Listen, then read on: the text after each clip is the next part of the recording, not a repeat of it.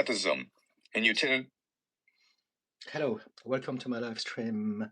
Today is Wednesday, the 15th of April.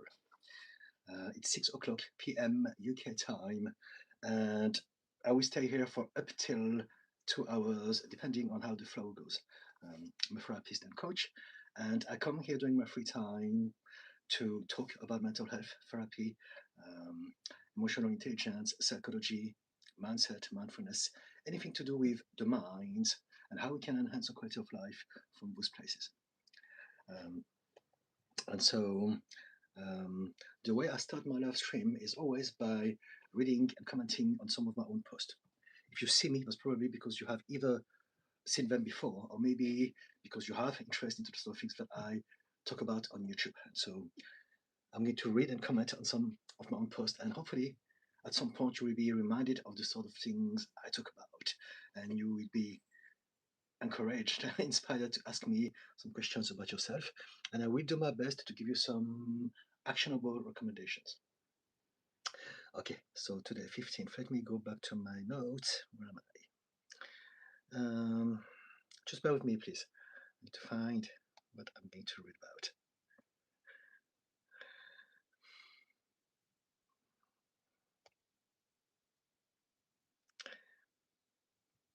Okay, let's get started. Here's one. Relationships don't fail, they just end. If you think about it, almost all of the relationships in your life are not meant to last. According to accepting the fleeting nature of all relationships is what makes them precious and unique.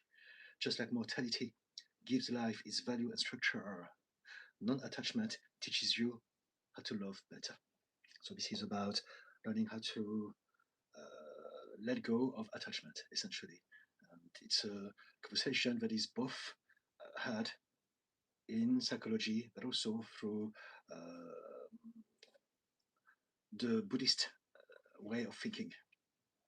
I've got comments already. Let me read them.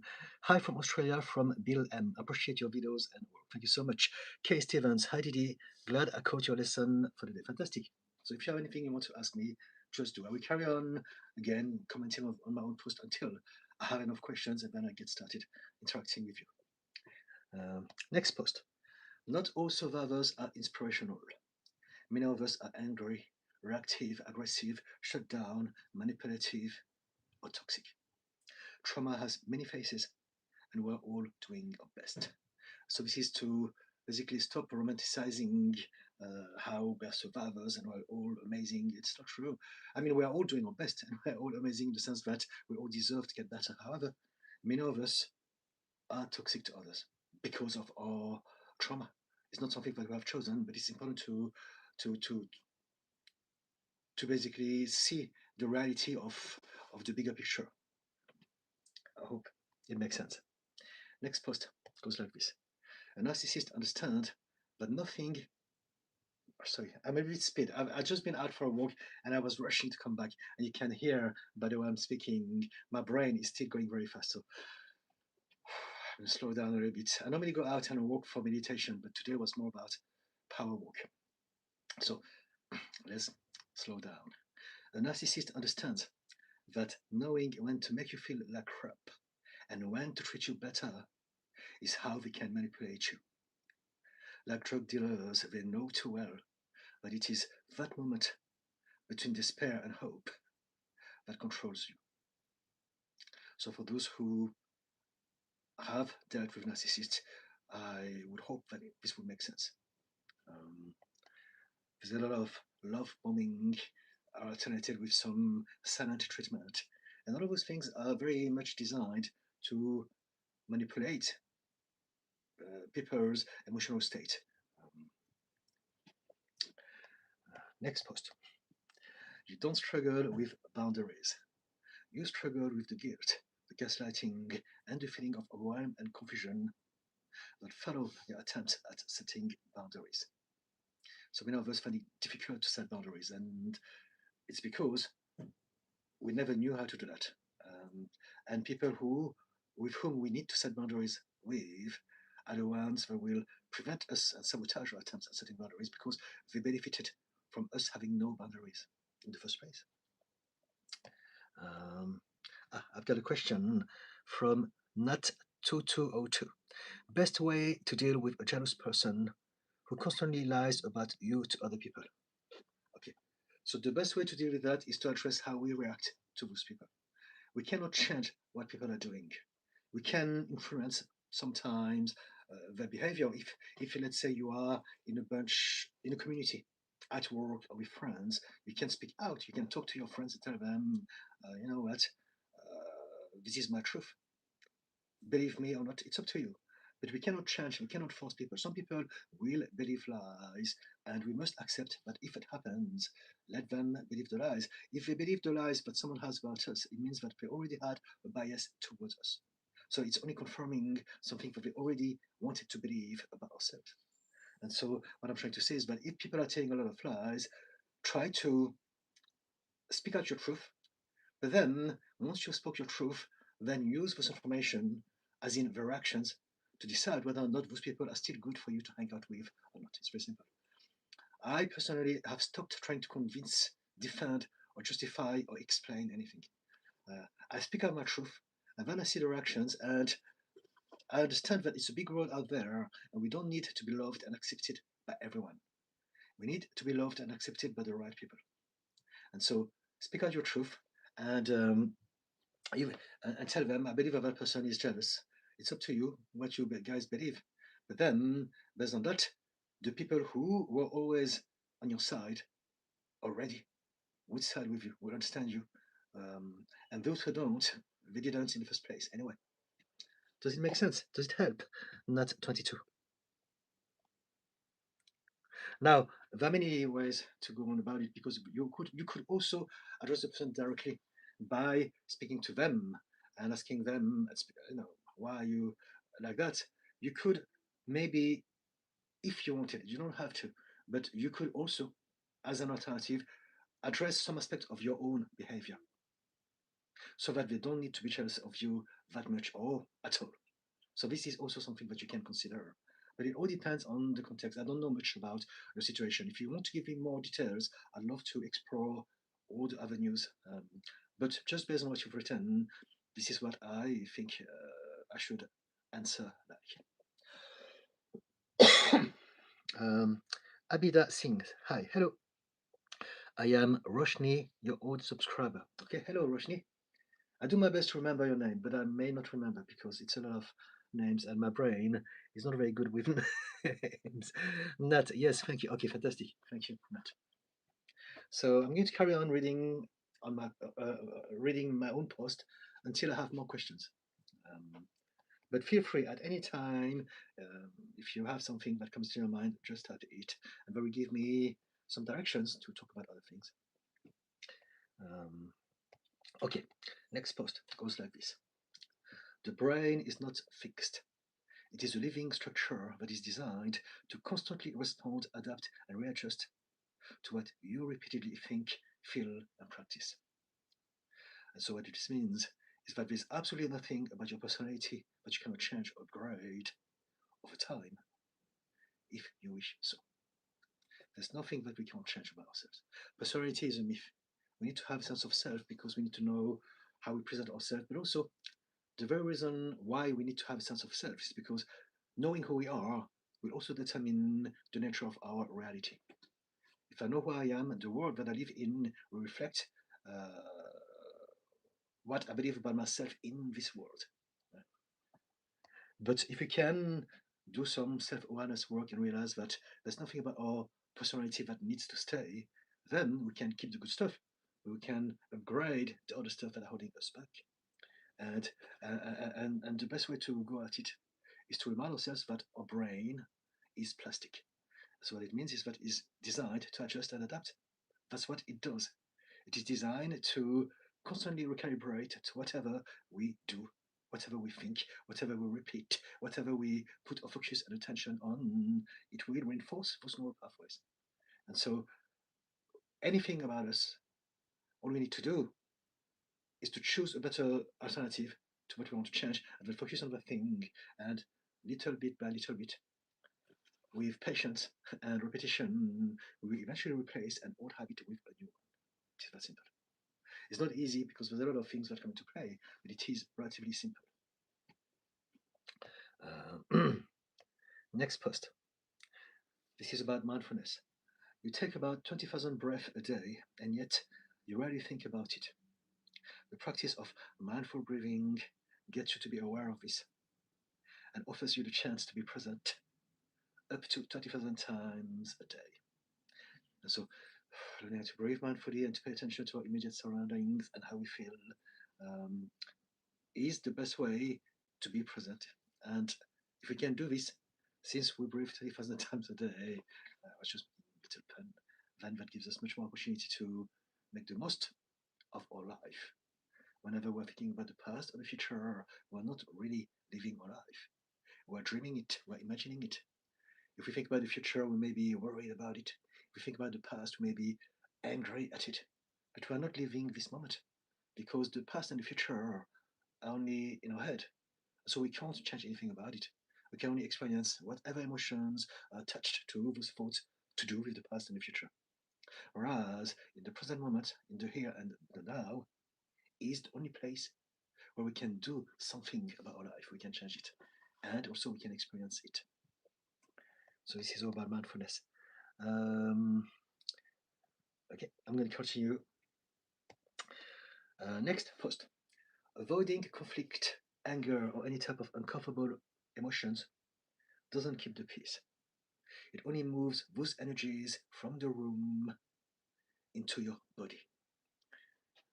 So we're talking about repressed anger or repressed emotion in general. Or emotions are energies that were meant to feel, process, allow, and then let go. But if we avoid them, now they're going to stay trapped, stuck in our body. And over time, it's going to affect our health, our physical health.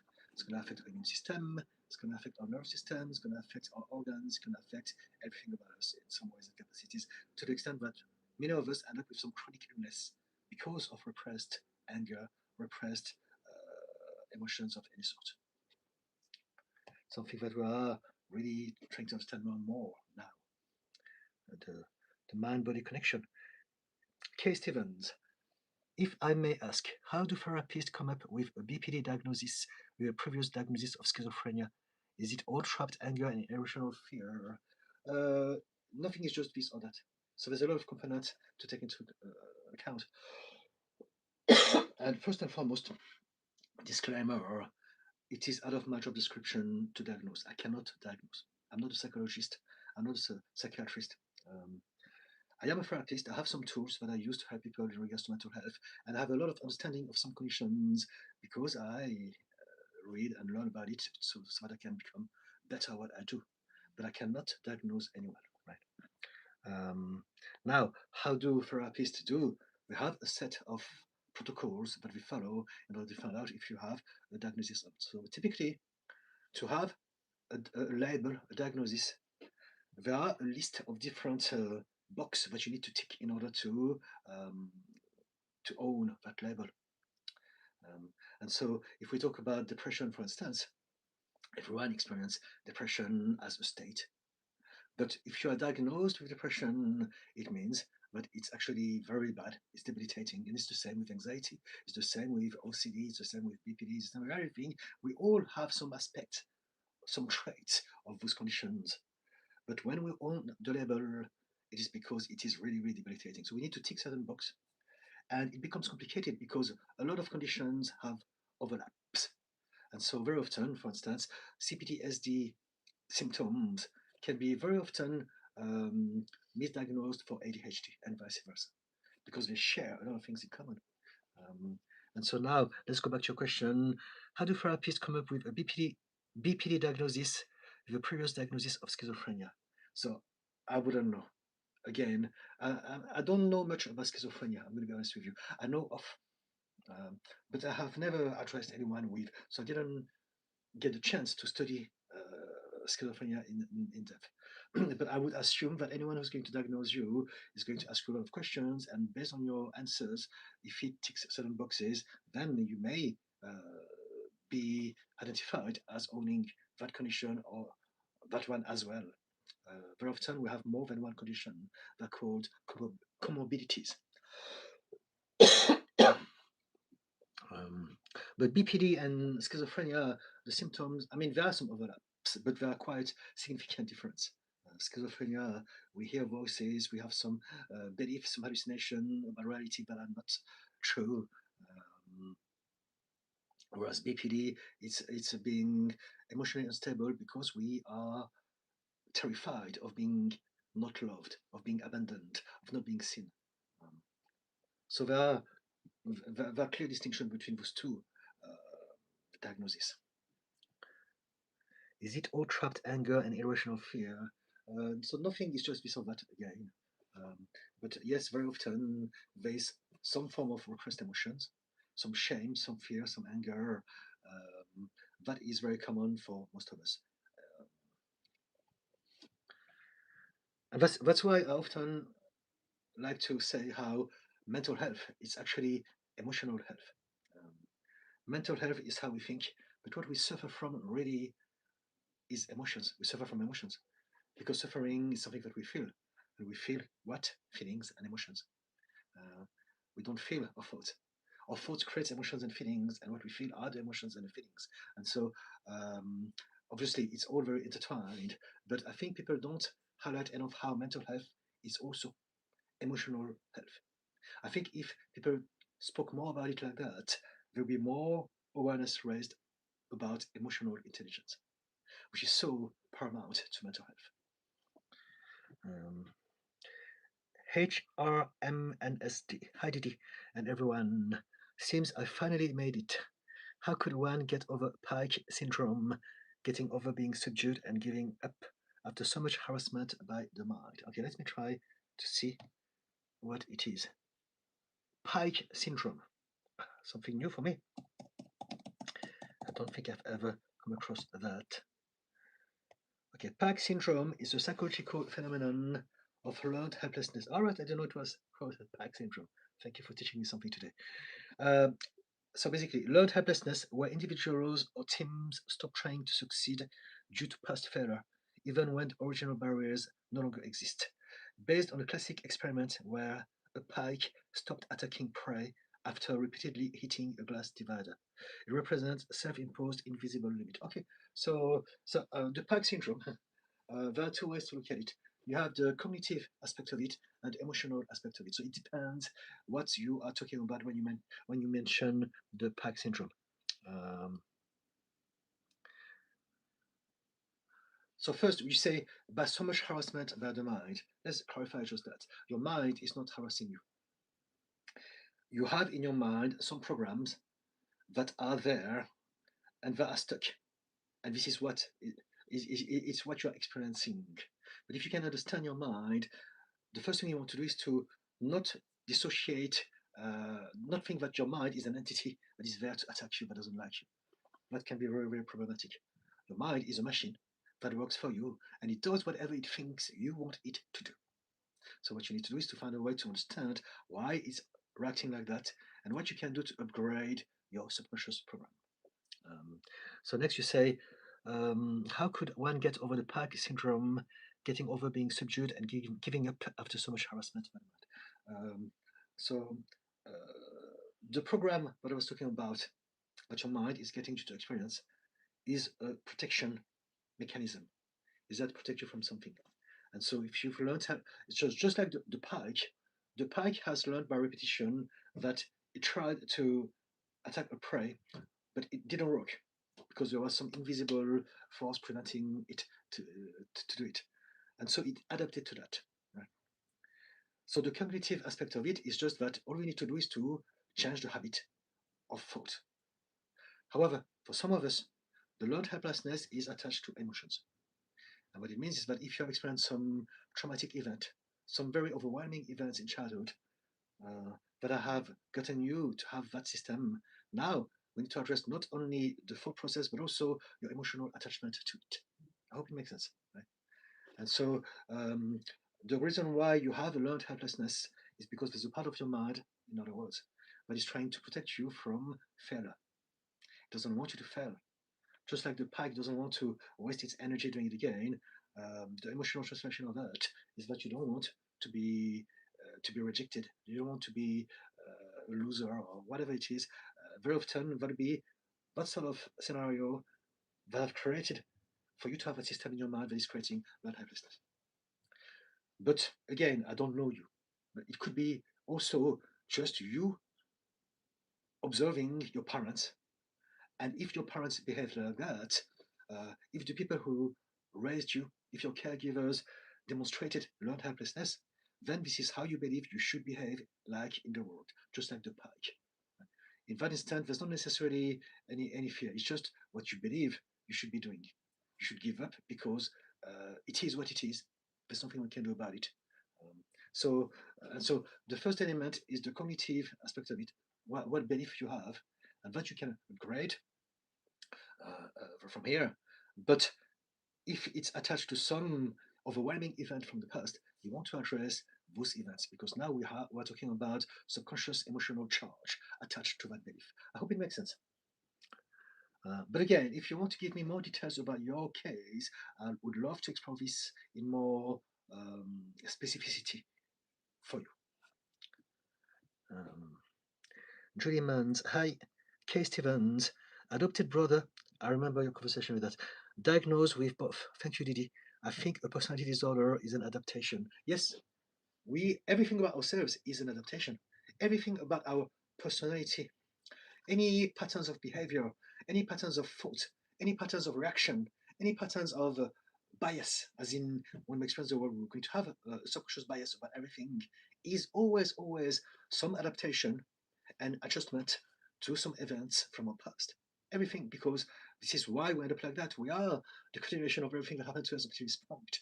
And so the way we function is literally a reflection of our whole story up to this point. When we have some personality disorder, it means that the things we've been through were very intense and lasted a long time. And so because of that, our adaptation is more spectacular and is going to make us more. It will make it more difficult for us to function in a society that is neurotypical, where everyone is able to regulate the emotions, where everyone is able to pause and choose what we're going to do next. The more we've been through a lot, the less we'll be able to do those things because our brain didn't develop uh, to do that. Our brain developed to keep us on a survival mode, and so we react, we overreact, we get triggered all the time, for instance. And again, this is due to no fault of our own. Julie Mans, yes, good point. Thank you, Julie. Kay Stevens, terrified of not being loved. That's the way he felt. Yes. So this is very sad, and I have BPD myself, so I really can talk about this.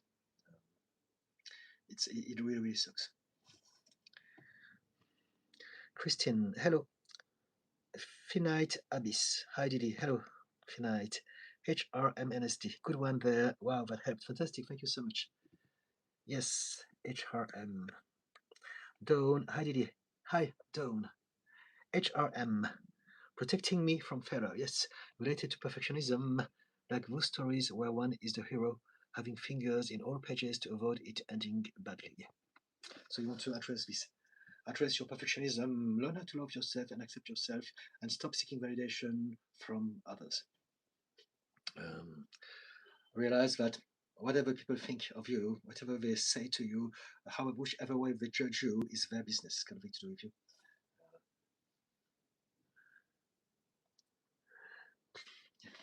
The learned helplessness for you comes from you being overwhelmed by pressure, by stress, by fear, by anxiety.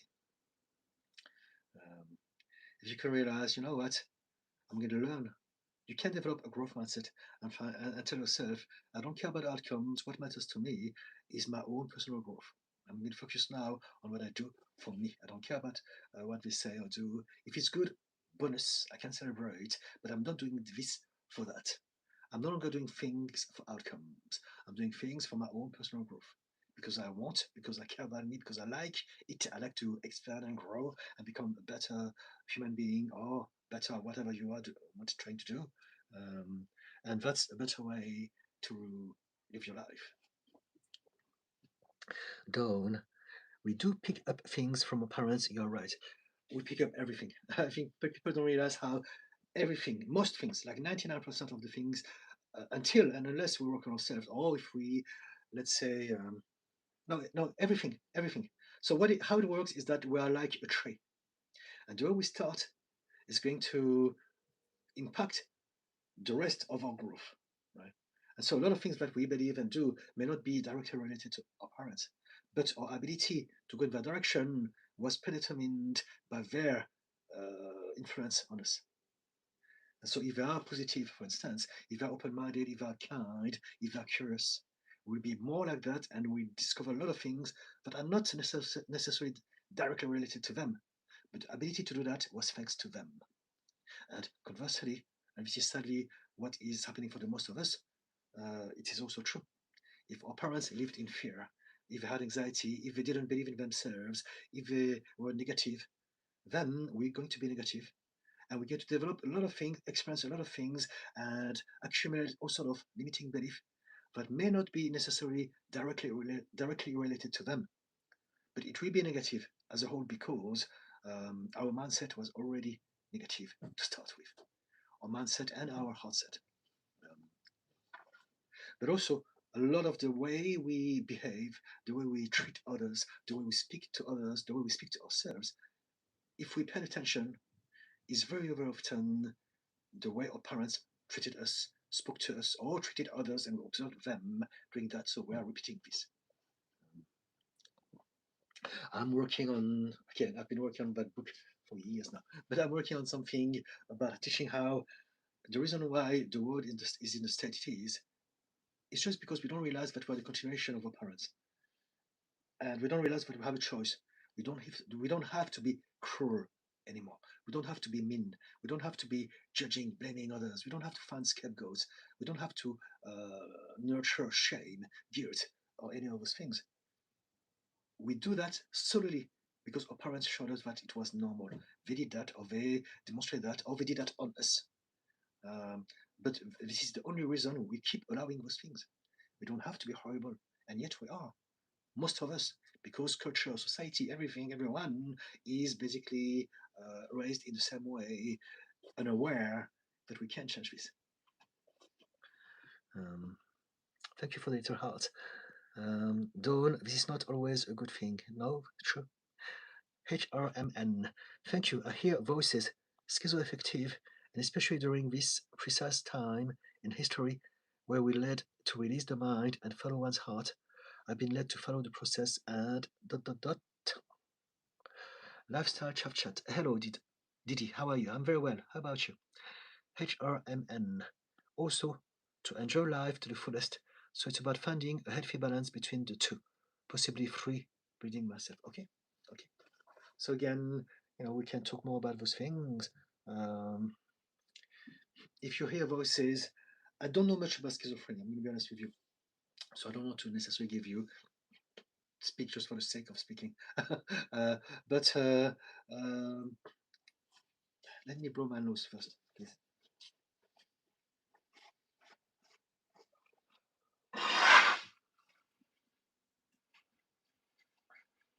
You know what? Let's do something. Let me try and find out if I can come up with something for the sake of conversation.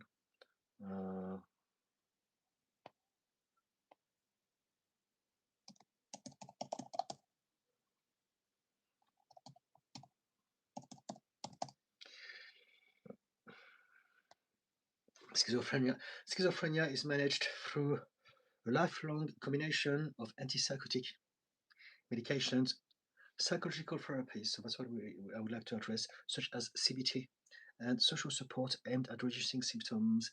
Okay, so there's something that I can help with, and it's something that is to do with any conditions at all, whether you have schizophrenia or something else, or both or more. There's one thing that you can really, really do is to address your lifestyle and your environment. You may not address your triggers that gets you to perceive those voices, those things that no one else is experiencing. But if you can minimize your exposure to stress, if you are feeling good in your body, if you eat well, sleep well, move, exercise, socialize, and all those things, you will actually minimize your reactions. All of the symptoms with any conditions are always worsened by stress and pressure and overwhelm. So the first thing to do is to really make sure that you are as zen as possible, create an environment and a lifestyle that supports your physical health, your emotional health. Make sure that your environment also is good. You're not surrounded by people who are always constantly putting you down, stressing you out, aggravating you. And then that will already help an awful lot. That's something that you can absolutely do.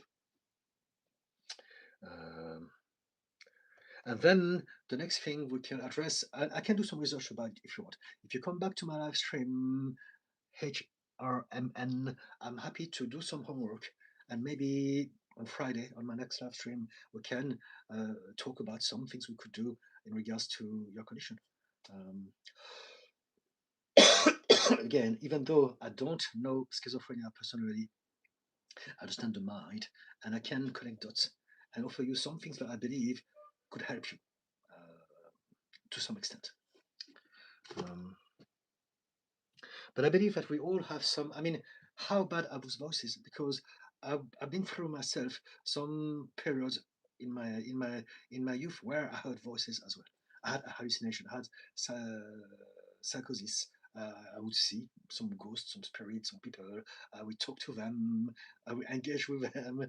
I would also, again, I was always in a very poor emotional state all those years. And so I would hear people calling my name all the time in the street. I would look out, and that was constant. And so I was not diagnosed. I don't believe that I was schizophrenic. But when we experience mental health problems, we often, if it's really really bad, have, let's say, an experience of a lot of things that belongs to other conditions. A glimpse of it, and it is in that capacity that maybe I can find some things that may help you. If you decide to come back Friday or on some of my next live streams, I'm here every Wednesdays and Fridays from 6 p.m. UK time. Lifestyle Chap Chat. Hello, Didi. How are you? I read that already, and I'm well. Thank you. How about you? HRMNSD. Also, to ensure life to the fullest. I read that already. I'm reading back, so just bear with me, please. Okay, so I think I've caught up. Lifestyle Chat. I've had a bit of a day today. I'm thinking, shall I tell you about it or write about it in my journal? You can do both. It's up to you. If you feel like telling me, we can have a conversation. If you rather keep it for yourself and write it on your journal, do it. If you want to do both, do both. Whatever makes you feel better. Kay Stevens. Well, I look forward to seeing you, and I get it. I had a very harsh adopted family. I'm sorry to hear. I can't think of aside from war. I can't think of much worse situations than being in adoptive families that are unloving. There's so much abuse. There's so much horror stories. Safety dance. Bearing witness to recent world event has been very triggering and overwhelming. I feel responsible to bear witness and speak out, but as someone with comorbidities, any suggestion for balance? Okay, so I did a video about it, and this is a question that I'm often asked. So first and foremost, if you want to check one of my videos on YouTube, I do some long form video. I haven't done for a month because I've been too busy, and I'm rethinking my social media strategy. But 1 month ago, I created a long form video of 10 minutes on my channel called "How to Stay Positive in a Toxic World." Check it out. I talk about it precisely, right?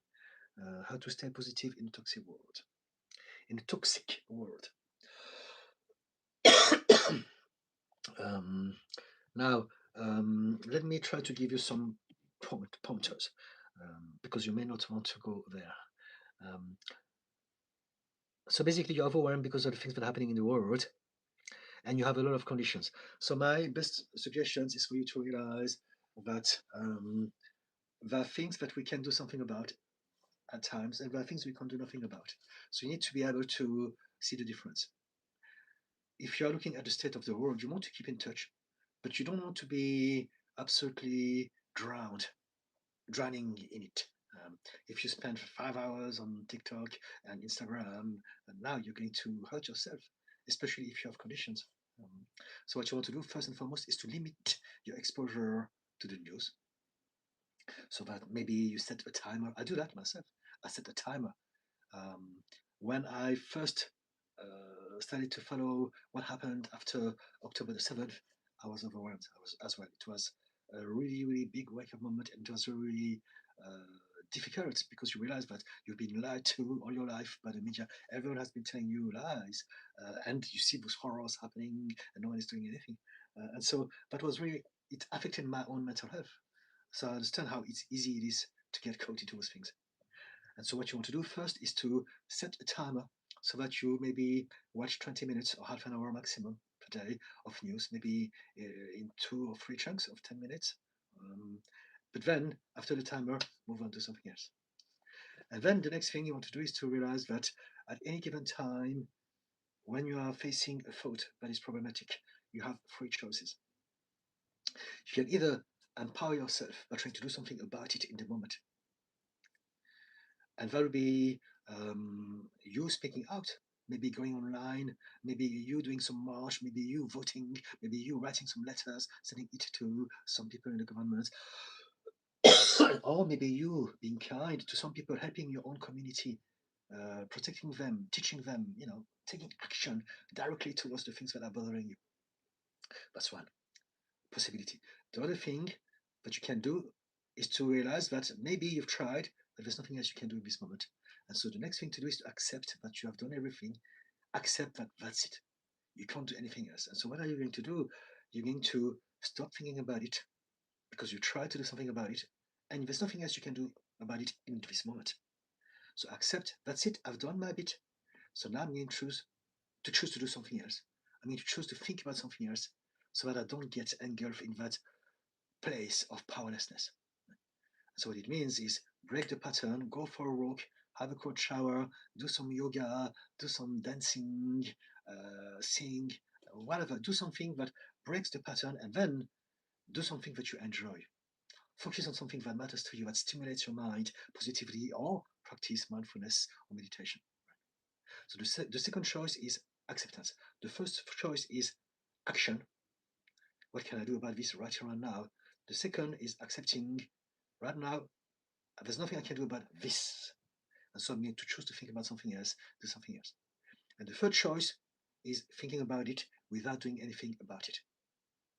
And that's why you suffer, because you tend to be in that place more often than not. And we all do this. If you are in a place where you are entertaining a thought and there's nothing you can do about it, but you keep on entertaining that thought, you will do nothing else but to hurt yourself for as long as you do this. Right? And so remember, 3 things. First thing first, limit your exposure. And then realize that you have always 3 choices. You can either do, or you can accept, or you can suffer. Your choice. Now, the good news is that that choice is offered to you each moment. So you may be trapped into the suffering, but the next moment, if you can break the pattern, so this is why you need to stand up, you need to move, you need to come out of your spot, you need to go out, go for a walk, you need to shake, you need to do something that is going to change your very physiological and emotional and mental state. And then when you've done that, then you can face those choices again. Am I going to do something about it? Am I going to accept that it is what it is for now? Or am I going to choose to suffer from it furthermore by thinking about it whilst not doing anything about it? Okay? Does it help? Safety dance? Dawn Woodland. I once watched seagulls and they were having sand kicked in the face. No wonder they got aggressive, random, and they weren't corrected by their parents. Child thinks, well, it's okay. Okay, I understand what you mean. We're talking about how we are we are directly impacted by our parents. If our parents allows us to behave like that, then it means that yeah, that explains why people do this. Yes, absolutely. Yep. HRM. But then, for my own personal growth or for pure joy in life, both, both. So your growth should be something that you enjoy. You don't want to grow doing something that you don't enjoy, right? Your growth is about you becoming better at something that you enjoy, something that is you, something that excites you, that stimulates you positively. So personal growth is that you don't grow if you're going to, let's say, I'm not an accountant, and so I'm not going to go, oh, I want to be a better accountant. This is my growth. No, it's got nothing to do with me.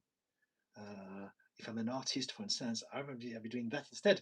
If I'm a traveler, if I'm someone who enjoys nature, I'll be doing those things instead. If I love numbers, I could choose to be an accountant, right? It's not about the thing. It's about what is right for you.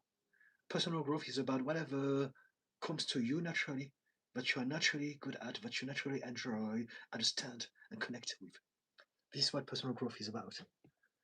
Um, and as you focus on your thing, you will experience joy because it's your thing. You're becoming better at becoming yourself. Lifestyle chat. A client didn't turn up today. I asked work to take me off that assignment. Okay. Kay Stevens. Interesting. Seems my adopted mother was always working on herself as I watched. Okay. Lifestyle chat. I feel like a lot of my time is being wasted and as though people just want to waste my time. When I address this, they say you waste your own time. So you're not wasting time per se, because everything that we go through is an experience that exists for a reason. And so when you are wasting time, what you're doing, you're learning to experience what it is to waste time. But because you are learning this, you're actually not wasting time. Uh, Now, you want to decide how long is going to be that lesson. Do I want to keep learning the same lesson for another 10 years? Or maybe I've learned enough. Maybe I'm going to decide not to waste my time anymore because I know how it feels, I know how it's like, and I don't like it. And so, what can you do? You want to find a way to get moving, to get going, to be able to do the things that will make you feel like you are using your time efficiently. But we need to understand more about you, what you call wasting your time. Because very often we suffer not from wasting our time, we suffer from limiting belief, guilt, shame. Again, we've been taught in childhood, you must be a good boy, a good girl, you must work very hard, you must be very productive, you must be the best at school, blah, blah, blah. And now because of that, we are feeling guilty when we are doing nothing. And very often, doing nothing is not wasting your time. It is living, it's being present, it's being here, it's just enjoying yourself. It's okay. But we've been so brainwashed and lobotomized into guilt and shame. You have to do this, you have to do that. Don't be so lazy, don't waste your time. You must be productive. Now, because of that, we can't enjoy ourselves. So that could be that as well. That could be many things. But I think the easiest way to look at it is first to accept that it is important to do and it is important to not do. Again, yin and yang. It's about exploring all aspects of our life, and we need to uh, be focused and productive at times, but also enjoy ourselves and smell the roses and slow down and look at the clouds and just daydream. And this is also very productive. Not only because it's part of our experience, but also when we do this, we are optimizing the potential of our brain. We are healing our body. We are getting into a state that is going to be not a survival state, but a regenerative state. And now we are doing something positive, even though we're not aware of this. Not everything is about productivity. We've been we grew up in a capitalist society and culture that basically guilt trip us all the time. But we should really learn how to chill. And so, yeah, if you can find a way to enjoy your time, you're never wasting it. You don't need to do anything. You need to realize maybe, no, let me read you a post that I've written yesterday. Um, I'm just thinking about it because I wrote it yesterday. Just bear with me. Where is it? It goes like this. Today, I had a mental health day. I have restored some energy I really needed this. I'm grateful that I could do this, and tomorrow is another day. Tell yourself this if you feel overwhelmed and exhausted, if you feel guilty for not having been productive, and if you feel terrible about yourself because of this. And so you may actually doing exactly what your body needs you to do. But if you think that it's bad, now you're wasting your time. You're experiencing the notion that you're wasting your time, and it's going to make you feel terrible. And again, it's a lesson, but we don't need to repeat lessons that we know very well. Does it make sense? Does it help? Lifestyle chat. And also, whatever people say, if they say you are wasting your own time, they're projecting their own fear, their own FOMO, fear of missing out. It's their projections. You can say to them, that's what you think. I'm happy to chill. I'm happy to watch that little butterfly around that flower for an hour, and it's fantastic. I love my life. Just like that. It's easy. You don't need to validate their opinions, their insecurities, their fears. Dawn, exactly if parents shout and curse, the child will. Yes, go into relationships and think that's okay. Yes, absolutely. We often don't realize that, there's an expression when we say, I've become my parent, but it's really that. A lot of things that we observe from them, we only start to develop them when we get to a certain age because we don't see ourselves like adults yet. But once we do, now if we're going to address certain things that are new to us because they belong to adulthood, then we're going to do it the way our parents showed us how they did it. Lifestyle. I don't waste my own time, but I find people want to waste my time and treat me like some type of game. All right, okay. So that's a whole different conversation. If you don't feel that you like to waste your time, people waste your time. People don't waste your time. People, if you think about them, you whatever relationship, whatever interactions that you have with people, you are allowing for those interactions to happen. So if you think people are wasting my time, it's because of you allowing them, or because of the way you think about it. So I can give you an example. I think I can give you a specific example. I have a lot of people who seek my services as a therapist and coach, and I know them a lot. Some of them are serious, and we talk and we decide whether or not we can work together on the discovery calls. And some of them are not serious. Some of them, I don't know, they are in the spur of the moment. They send me an email, they organize a discovery call, and they don't show up. So maybe they change my mind, maybe they're not ready, maybe again, there was just a spur of the moment. And they don't bother sending me an email saying that they're going to cancel this. And so I'm there, and after 5 minutes, I realize, it's one of them. So I changed. But in the past, when I first experienced this, I was like, they're wasting my time. I could be doing so many other things. Why are they so rude? Why are they so inconsiderate? Are they all trolls or something like that? And then when I thought about this, I was angry. And so I changed that thought and I realized, you know what? It happens. It's part of my job.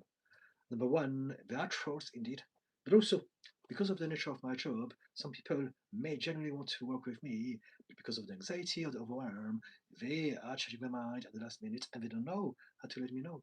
So I need to accept that. And so what I've done, I've created a system. It's very simple. I send I send a link 10 minutes before we're going to have the Zoom call. And then after 5 minutes, if they're not there, then I just move on. So they have not wasted my time. I've given them 5 minutes. And in the meantime, I'm always doing other things. I've created a system to make sure that I cover this, I accept that it may happen. But I've created a system so that I no longer feel that people are stealing my time. Um, I'm thinking to myself, I hope that they are well. Um, I will probably never work with them again because this happened. But it's okay. I hope that they will find the right therapist for them when they're ready in their healing journey. But I stopped thinking that they're wasting my time because when I think that, I'm hurting my own self. But if I can change the way I look at it, and if I create a system that minimizes the time that I may invest into all of those situations that are part of what I do, then no one has ever wasted my time. So I don't know how you can transfer this into your life, but we can talk about this if you want. Um, Lifestyle. On the way back home, I decided to phone my dad. Actually, I found my son's dad, but he never picks up. I knew he wouldn't pick up. Okay. ... Tamzu, hi Didi, very insightful. Could I ask what the best course of action I can take for compound grief? Sorry to change the course of conversation. Don't worry. This is what I do. I go back and forth to many conversations as best as I can. And so, let me try to understand your question. The best course of action in regards to grief. Grief. Okay, so this is a very common situation that we all face at some point in our life. The first thing to realize is that, so you say compound grief. So what it means, I guess, is that you have lost someone and then another one and then another one. So it's accumulating and it's difficult for you. The first thing to realize is that grief is a personal experience. It's different for everyone. And when we talk about the stages of grief, what it means is that we're going to go through all sorts of different emotional states. And we want to embrace those emotions, feel them, express them, and then let them go. We want to develop a better emotional relationship with ourselves so that we can process all of those emotions. There's going to be some denial, some anger, some sadness, some all sort of things happening, and it's all part of us learning how to become a new self, the self without them. So it's a process. Now, for some of us, it can be very, very hard, but it's not because of the grief. It is because of our belief system. It's because of our sensitivity. So we want to realize with some people, because of their because of the way they are, they'll be much more affected by grief than others. Some people may fall into depression and never be able to recoup after that. And so what we want to do is to address not the grief only, but why they have a propensity to feel like that when they are dealing with grief. So now back to you. I don't know you. Do you want to tell me about yourself? Do you believe that you have some? Do you have some history of mental health problems? Do you have some conditions or not? Is it something that is new? Did you have? Did you lose a lot of people in your life in succession? But before that, you were right. Because if you have lost a lot of people that you loved recently in succession, it is normal to feel bad. And we don't want to address this like a problem. It is you experiencing your humanity. It is a human experience. But if you had it for a long time and it's getting worse and you don't know how to function anymore, now we want to adjust things in more depth and understand why it is like that for you. I hope it makes sense. Do you want to tell me more about yourself, Tamzu? Lifestyle. A few sessions ago, I was telling you about the past, my mom and my sister. Okay. Also, my dad remarried about 10 years ago, maybe 15. Okay. Kay Stevens, me too, lifestyle. What can I get? Seems to be their game. Feel like a piece of furniture. Because we're still allowing them, we're giving them power, right? So the example that I given you was me. But if you are talking about family, for instance, and they are wasting your time, then stop giving them anything, right? You are giving them hope. Stop giving them the hope that will get you to feel that you're wasting your time. If you can realize that it's always been like that, then ask yourself, why am I still expecting something that they have never been able to give me? Why am I doing this to myself? As opposed to still trying to change them. Why can't they change? Why are they always still wasting my time? As long as you focus on them, there's nothing you can do. And you will keep suffering from that dynamic for as long as it goes. If you can change how you feel about it now, we're onto something. Um, Lifestyle. Since he remarried her, he acts like he has no time for me or my son, his first family, my sister, etc. I understand we're all grown. Okay, I remember we talked about the situation last Wednesday, and I was a bit overwhelmed, wasn't it? Is it you who suffered from racism from your in-laws family? I understand we're all grown. He doesn't have to see us, but it hurts. He doesn't have more time for his grandson and always wait for me to initiate contact. So this is thing. Stop hoping someone to be different. Do what you can do, and stop expecting people to be any different than what they've been up to this point with you.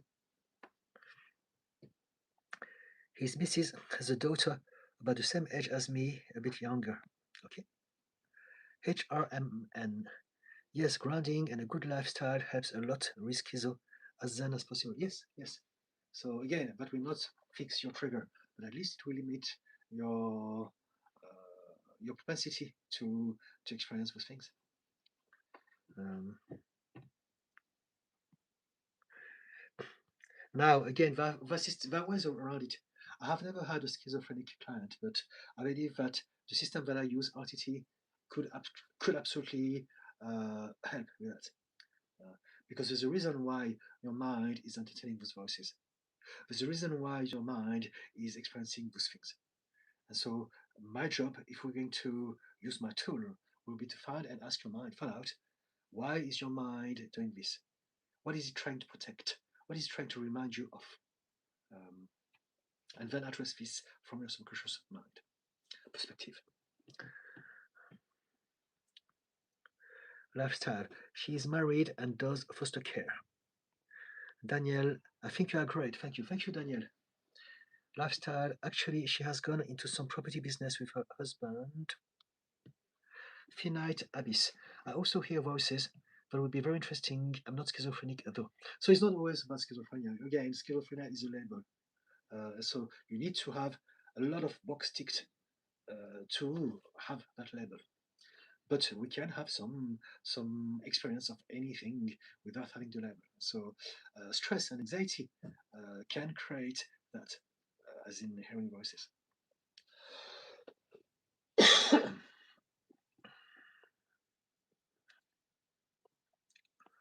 If you're bipolar, that may happen. I'm bipolar.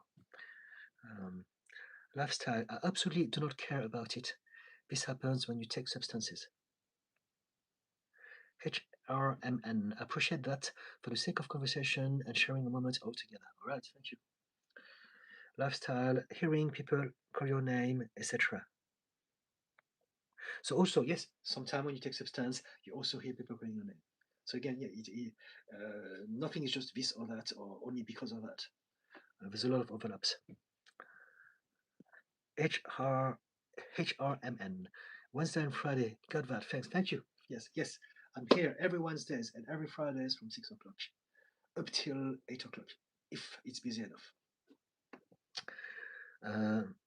Lifestyle. Anyway, this happens frequently if I call my dad. He says, dot, dot, dot. Finite Abyss, I don't even drink coffee. Okay. Lifestyle. He can't talk because he's driving. Sometimes he answers the phone. Okay. K. Stevens, in regards to schizophrenia, my adopted brother was diagnosed with it after his adopted father passed away. He did not get proper support, his mother did. Right? Lifestyle. I said to him that he's fine. I can talk to his that it is fine. I can talk to his missus. I only phoned for a chat. He usually behaves as though I'm only phoning to bother him, as if I'm only phoning to ask him a favor or to bother him. It's quite hurtful, actually. I said, no problem, I only phoned for a chat, as you do. Phone your family for a chat. I said, I don't mind. I can talk to his missus, just chatting. She also behaves as though I have a problem with her when I don't have a problem with her. I do not know why people today have to do so much manipulation and controlling the energies, acting as though you have a problem when you don't have a problem, therefore effectively creating and causing a problem for no reason. Okay, so that may be true that people are like that. What matters is not what they do. What matters is what you're going to do about this. If you think about why are they doing this, it's not fair, it's not right, what's wrong with them, now they're living in our head rent free. We're suffering because of them. They're manipulating us without even knowing it. And so what you want to do is to accept that some things happen, and then there are some things that you may influence, and a lot of things that you may not be able to influence at all. So accept, this is it. So now, based on that new fact, on that new acceptance, what am I going to choose to do the next moment? Am I still going to think about them being angry? Am I still going to expect them to be different? No, because this doesn't work. Um, does it help? Does it make sense? Lifestyle. HRMN. Sometimes kindness is also simply taking care of oneself. Yes, absolutely. So what the mirror really we create is one of goodness and joy. Obviously, not taking and honoring emotions as needs me. Yes, no, I agree, absolutely. Self-love, self-compassion, self-forgiveness, self-kindness is the one most important thing that we should all be doing. Because this is what we suffer from precisely. We suffer from self-hatred. We suffer from self-contempt. We suffer from shame and guilt. And because of that, now we have a lot of problems. Totally. HRMN. Depression hates a moving target. Yes, absolutely. Yes, very true.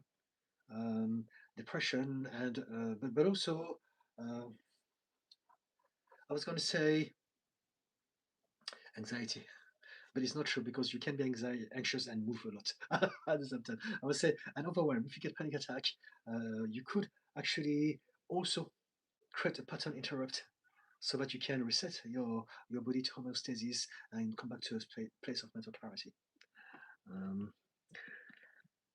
But I think the main thing is that whatever what we're going through, when we're in a state that is of overwhelm, we want to always first reset our physiological state before we address our mental one. Because when we are overwhelmed, we're in a state of survival, and when we're in a state of survival, we don't have access to here. We're only reacting emotionally based on our trauma and what our nervous system believes it should react like because of whatever happened to us then. Safety dance. Thank you, Didi. You intuited a lot, and those are helpful suggestions. I have been following you only a few days, and you have made a big difference in my life. I feel like you truly understand. Thank you so much, Safety Dance. I'm glad that you do. And I appreciate your support. Finite Abyss. How do I stop thinking about negative memories? Okay. It depends. Again, there are different levels. If it's just happening here, then all we need to do is to choose a different thought. But if it's very, very strong because it's connected to something very emotional to do with our past, then it's deeper. And basically, the reason why we have certain thoughts more than others is because certain thoughts have more emotional charge to them. The highest emotional charge, the more that thought will be put at the top of your head, and other ones are in the background. They're not that important. It is the emotions that are going to dictate whether a thought is going to be deemed important by your mind or not. And so typically things to do with sadness or anger or anxiety and fear will be at the top, right?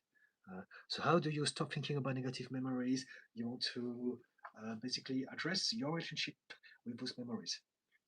If you have been hurt in the past, so this is where I need to know what sort of memories you're talking about, if you want me to help you, right?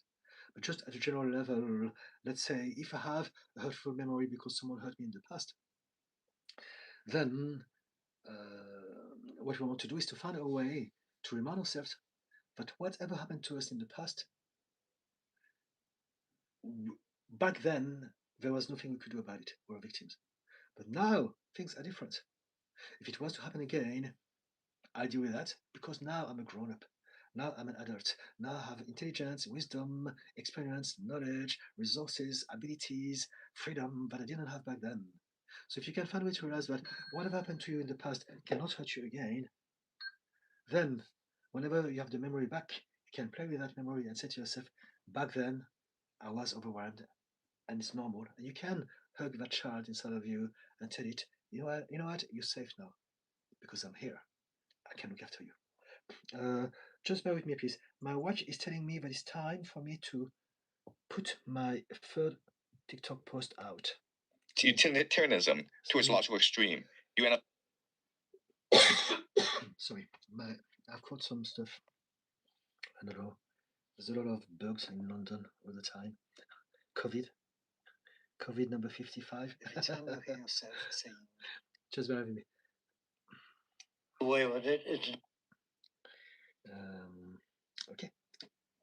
Third post. Let me have a sip of tea and then I carry on.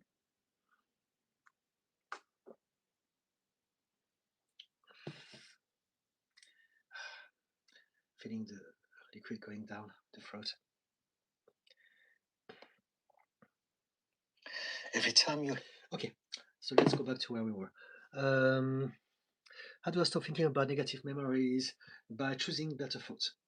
But if you find it difficult because we are too emotionally charged, you want to, and I know I don't know how I would do it with you because I don't know you, but I'm just explaining to you some big lines of healing and therapy. What we want to do is to remind ourselves that if those things were to happen again, they can't hurt us anymore. So now we've come to closure. We have given closure to that memory. We have found out a coping mechanism to deal with that thing if it was to happen again.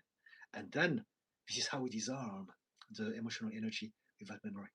So now we can keep the memory, but we don't need to feel disempowered anymore because we're reminded that we are grown up now. We may want to again give that child inside of us love and comfort and reassurance, but we can also be reminded right after, you know what, I'm good now. It was then, now is now, and now I don't need to fear anything anymore. But again, if you want to give me some more details about your thing, we could talk about it more specifically. Finite Abyss, if you want. Safety Dance, thank you for those very actionable suggestions. Fantastic, thank you. Dawn, when my ex was a child, on the day of his sister's christening, he was given loads of Easter eggs by visitors, etc. He put them on his windowsill. Hot day melted, he cried. ... Niru, hi Didikan, any tips how to treat a partner with bipolar? Okay. So first, you don't treat a partner with bipolar. You are not a therapist, right? What you want to do if you have someone that is bipolar, you want to understand the condition. The most important thing in a relationship with someone who has a condition like that is to understand that they are not like regular people. And again, I'm coming from a place of love and understanding. I have bipolar. I was diagnosed in my 20s. In my early 20s. Sorry. I think I've got a chest infection. And so, first thing you want to know what the condition is about. And the reason why you want to know this is that you stop expect for them to behave in ways no typical behave like. Bipolar, or people with borderline personality disorder, or people with ADHD, autism, schizophrenia, OCD, or anything like that, they're not no typical. So they don't behave, they don't think, they don't feel, they don't understand things like other people may do. CPTSD, trauma of any sort, is going to change our perception of the world, or our sense of self and the way we function in it. And so it's very important to know this because until we understand a condition, we need to judge the person. What's wrong with them? Why are they trying? Why are they losing control again? They're doing it on purpose. They should know better by now. They don't respect me. They don't care. Blah, blah, blah, because we expect them to behave in ways that they are not able to behave like. So this is about empathy, understanding that we're all different, and stop expecting them. And that's the hardest thing, regardless of the condition, because we are so programmed to judge self and others all the time, instead of understanding that whatever patterns of behavior we have is always the result of something that happened to us in childhood. And so, first thing, you want to understand them. And then, number two, you want to understand yourself. Why are you in a relationship with someone who has bipolar? Most normal people would not do that. If you allow someone with bipolar, and that's extreme, people who have peaks of highs and lows, there's something about you. As in, you're allowing someone in your life that is quite extreme. And so this is everything to do with relationships. We allow, attract, invite in our lives people who fit the narrative that we have about ourselves. And so typically, if we're going to have problematic, difficult people in our lives, that maybe because in our own childhood, we had to deal with some difficult people.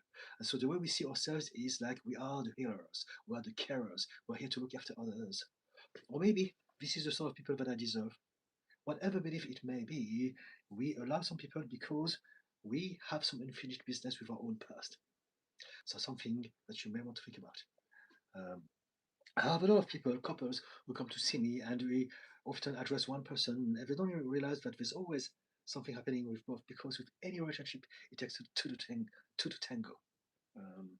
Anyone who's got bipolar or NPD or narcissistic personality disorder are difficult people. Why would we attract them? Why would we allow them? Because there's something about them that attract us because they remind us of some things that happened to us. And so there's an element of familiarity. Maybe they remind me of my parents. Maybe if I can heal them, if I can fix them, then it would mean that it was never my fault or something like that. Does it help, Nero? But you don't want to treat a partner. You want to understand them. And then you want to recommend them to some specialist. Right? Bipolar is quite extreme. You want to be kind. When they are down and depressed, you want to be there for them. And when they are hyper, you want to look after them. You want to make sure that they are safe. You want to minimize stress for them, for you as well, because whatever stress and pressure, again, for everyone, but also for bipolar, is going to trigger all of the symptoms furthermore. Sorgon, I wonder why is it so difficult to accept what is? Why it is so opening to the mind to resist what cannot be controlled? Because we have hope, because we have desire, because we are human, because everything is about understanding the context. Nothing is just this or that. Because if we were going to take that logic to the extreme, why can't we just accept that it is like that? Then we can become very defeatist and pessimist. Why can't you accept there's nothing we can do about life? Oh, I might as well be depressed for the rest of my life. No. Some of us have some flame, some energy, some want, some desire. I want to change. I want something. It's very, very human. So it's about finding out the balance between that drive that we have and the possibilities at this point in time about how we can change the status quo.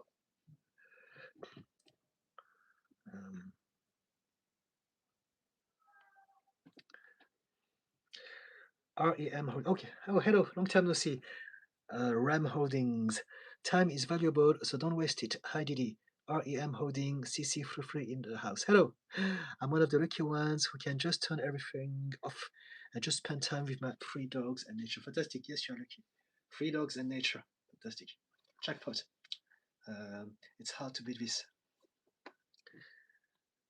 HRMN. Wasting time. Conversely, I like what Gary Vee offers, but he built his life and success on gratitude. Yes, I appreciate a lot of the things that he says. Some of the things are, yeah, but most of the things that he says I really enjoy because he talks a lot about compassion and gratitude. And this is something that is very important to me. The thing that I find meh is when he says, you had one chance in zillions to exist and be a human being. So what? Doesn't matter. For me, our experience is our experience. We don't need to compare in order to give it value. But these little things aside, most of the things that he preaches, I agree, I condone, I appreciate. Kay Stevens, I agree about feeling like a robot. When someone asks, what do I do?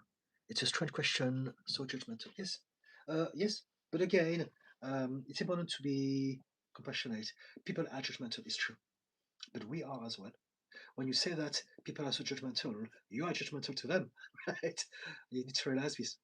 And this is because society and culture has taught us through religion and religious dogmas to judge self and others all the time.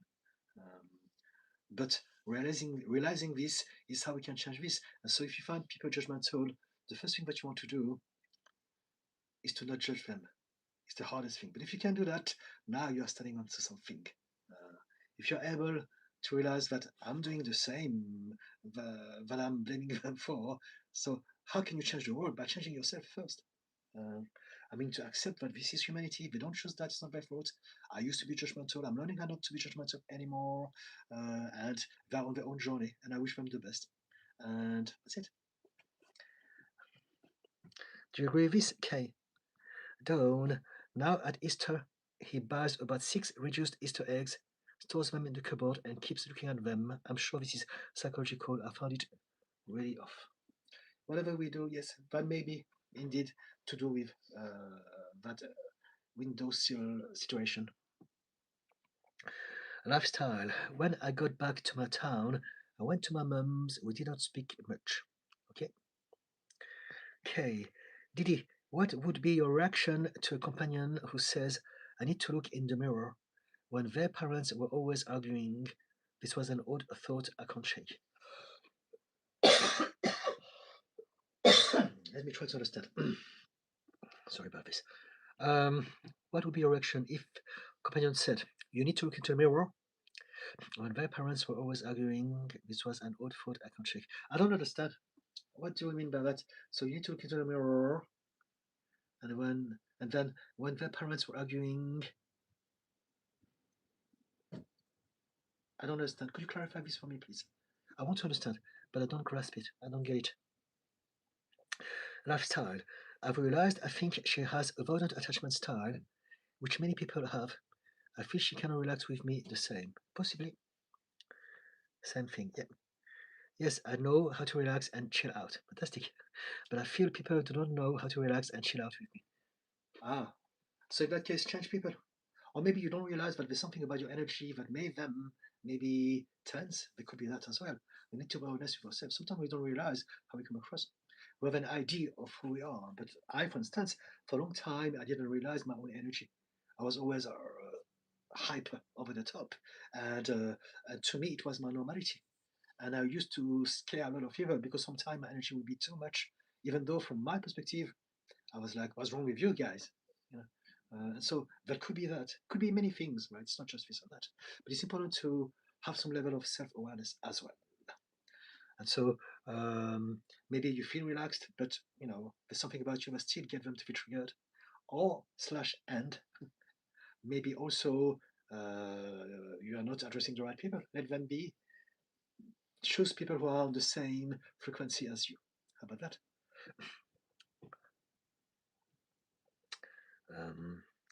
Lifestyle.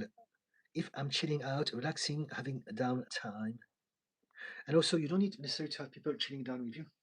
You can chill down on your own, right? And then meet them for doing other stuff. I don't know. I'm trying to understand. Lifestyle, whatever you want to call it, there seems to be some tension. Okay. So, if there's that, maybe there's something to do with you. I'm not saying for sure, I don't know. But if there's a pattern, sometimes we forget to look inward. Chris Hilton, good evening, Didi. Amazing to be here with you and everyone. Thank you. Thank you, Chris. How are you doing? Lifestyle or some sense of expectation. I don't know why this is. There is always this performance anxiety from the other person. Very often we project whatever you see in others is a reflection of some aspect of yourself that you have repressed. And so for you to see something, your mind needs to be attuned on that thing that you're thinking beforehand. Or the need to constantly fill the time with chatter. I cannot explain. There seems to be this urgency of expectations or bad news. But then again, also something else. You may be neurodivergent, so maybe your brain is different. So maybe everything that I said is not the case. You can throw it away, and maybe you are on the spectrum of ADHD. And you don't understand small talk, you can see things through, and nothing of what people do makes sense to you, and there's nothing wrong about you at all. Do you believe that you may be on the spectrum? Dawn, sorry if confused with the Easter egg story done in 2 chats. I think I'm trying to juggle with all of this conversation. Just let me know if I manage to understand and come up with something useful. If not, ask me again. Lifestyle. All the time with me, I don't know what it is about my own energy, why I create this effect in and with others. Maybe I am too calm and I'm thinking too much about the other person's expectations. So maybe there's that. Whenever that happens, there is an element of us projecting, radiating some energy, and so it's about understanding the bigger picture. HRMN. Having a history of mental health conditions, I find it sad that mainstream society who also have issues, but which are either unacknowledged, unnoticed, keep on looking down on those who do therapy. Yes, because we are just learning about it now. The awareness that we have about therapy is very, very recent. People from my generation, we knew nothing about mental health. I'm 56 now. I was born in 1970. So I've been through the 70s, the 80s, the 90s, and all through those decades, nothing was good about mental health. Everything was rubbish. People believed anything that was wrong. It was hurtful. It was barbaric, and no one talked about it. And so I don't know how old you are, but if people are relatively young, they may be under the idea that we have those conversations for a long time, but it's only very new. It's only been the last 20 years that now we are openly talking about everything, more and more so, and more tolerant and accepting of difference. Um, and so, what it means is that for a lot of people, especially people who are of a certain age, it will be hard to accept that they have a condition because they don't understand. They don't know how to deal with that. They still believe that uh, people are not depressed; they're just weak. People are not anxious; they're just cowards. People are not bipolar; they're just over the top. Uh, People are not BPD; they're just needy, and so on and so forth. People are not autistic; they're just rude. People are not ADHD; they're just lazy. They're still judging because it's a system that they grew up with, and they have created a sense of self-right, and it's very hard for them to challenge the sense of self. Because if they did so for them, if they have a disempowered mindset, that would mean we're questioning everything about their existence up to this point. We're questioning everything about the people they know, the relationship, the history, the career, everything. And so for some people, it's too hard. I know so many people of my generation who I can tell are autistic or ADHD or borderline personality disorder. For sure, I can see it. But they will never accept it. They will never acknowledge it because they have created that sense of self. It was hard for them to keep up that system over so many years. And so now they're terrified of dismantling it. So it's easier for them to dismiss it and say, the new generation walks, they're all weak. Back in the days, things were different. And it's not true. Back in the days, people used to suffer in silence, but everyone used to suffer just as much as now. Now it's better, if anything, because now we are having those conversations. And so, yes, so I understand that it's frustrating when you see some people who are more likely than not to have conditions and they are pretending that they're not and judging others, but it is their own defense mechanism. We're all doing our best. We can never force someone to heal. We can never force someone to even acknowledge that they have a problem. We can only do our best to show them what we are doing and be there for them if we can do this. Again, my policy about people is love me or leave me. It's very simple. Accept. Don't try to change. Be there for them. And if they ask for help, then help. But don't try to change people. Don't expect people to be any different because it is their journey. Thank you for the little heart. Does it help? HRMN. Lifestyle. Oh yes, racism. That is my son's dad. His other son from previous relationship and their associations. Gosh, I'm really behind. I don't know how many posts I'm behind, but this is live. It's 23 minutes past 7, and I will read every single comment. Racism, yes. So that was you. So I forgot to say, yes, what I wanted to say last week when I was overwhelmed, I think that you were overwhelmed and you acknowledged it at the end of the live stream because you're living above the shop and there's a lot of physical interactions with those people. So that will disturb your peace. Kay Stevens, yes, lifestyle, when they don't have the capacity to share, when they don't care about other people, they just make noise, really. Lifestyle, not racism per se, but exclusion. And I don't think the exclusion factor would be as much if I was the same culture as them. Okay, I get it. I think it's a form of racism. Maybe it's not open. No, it's not. Let's not call it racism. I think discrimination because you're different, right? That would be fair, I think, to say. Galactic Spirit Warrior. Hi, Didi. I wish to thank you. Grace Jones and Channel Ian have been fully embraced and I'm blossoming. It all started with a Didi convo, and from there it's been up and up, healing and feeling fantastic. I think I remember you. I talked about Grace Jones to a few people because she's a great example. But fantastic. I'm not sure which one it was, but I'm glad that whatever conversation we had was helpful to you. Thank you so much. Galactic Spirit Warrior. Cindy Neves. My kids are part Vietnamese and Puerto Rican. Okay, fantastic. Sounds like a great mix. I believe in mix. I believe that this evolution is beautiful, and I appreciate. Uh, I think it's like with. I don't mean to sound horrible, but it's like with dogs. Dogs who are mixed with different breeds, they're healthier. Nature favorites mixing, and so I believe that kids who are from different background, um, I find them a little bit more beautiful for the sense that they're a little bit different. Anyway, everyone is beautiful. I shouldn't say that. Finite Abyss. I think hearing voices is a human variation, not inherently a disease. So this is the thing. Nothing is inherently a disease. It depends about the intensity, the volume, the duration, the frequency. Nothing is good or bad in and of itself, and everything, indeed, I agree with you, is part of the human experience. However, how bad is it affecting you? How often? How long? How hard is it debilitating to you? Those are the factors that will determine whether something is a disease or not. Right? Kay Stevens, how can I help a family member who feels hate for others? He's somewhat young and changed after two partners expected him to solve all of the problems. Um, how can you help a family member who feels hate for others? They are going through their journey.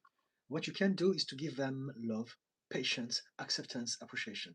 You can give them what they need. If they have hatred, it's because they hate themselves. If they are hating others, it's because there are some element of them that is hurt, that is full of shame and repression. So by projecting that onto others, for people to hate others, they must first hate themselves. If you really love yourself, you cannot hate anyone. If you love yourself fully and unconditionally, and it's very rare, it's a journey that only few of us make. But for those who do, we cannot hate anyone because we are reminded that separation is an illusion. Um, it is the repression of some fear and shame within us that exacerbate the illusion of separation. I don't know if it makes sense. But yeah, how do you help a family member who feels hatred? By loving them. And eventually, at some point, it's not going to happen just like that. But if you do it, if you're there for them, at some point, they will trust you, they will connect with you, and they may be able to be influenced by you when and if they're ready. Yeah. Kay Stevens, awesome as usual, Didi. Here, some ginger for that cough. Sorry, it's the mother in me. I love you, and I'm so thankful for your help. Don't forget to play today. Oh yeah, don't worry. I play. I enjoy myself. I will go to the gym after the live stream. So this is my playtime. I'll go for a walk as well. I've been out for a walk already, but I want to go for another one, and I may get some ginger. Angela, hi Didi. How do you deal with rejection and relationships where you can't find reciprocity? You stop seeking reciprocity. You realize that we're all different. There are some people with whom it will work, and with some it will not work. That's it. But also, you realize that if you have a fear of rejection, it's because you have some limiting belief about yourself. Right? How do you deal with rejection? By realizing that rejection is an illusion. Rejection is how you interpret an event. It is not a reality. It is just an interpretation of an event. And so, if someone says no to me, and I'm insecure because I have some wounds that I have not healed yet, and I used to be super insecure and take everything personally for a long time, up till the age of 38, 39. So it's something that I really understand.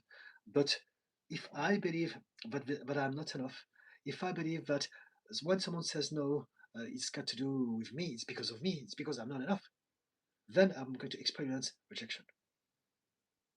But if I can change the interpretation of that event, and I can remind myself that person saying no to me doesn't mean that I am not enough.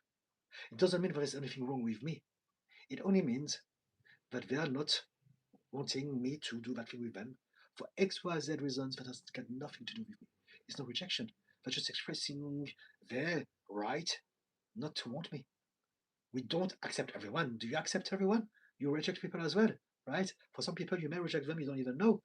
You don't say yes to everyone all the time. And so if we can realize that it's just an expression of them not being aligned with you, and it's got nothing to do with your own sense of worth, then it's no longer a rejection.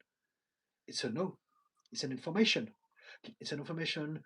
It's an information that tells you that they're not suited for you at this point in time, for that business, for that relationship, for whatever it may be.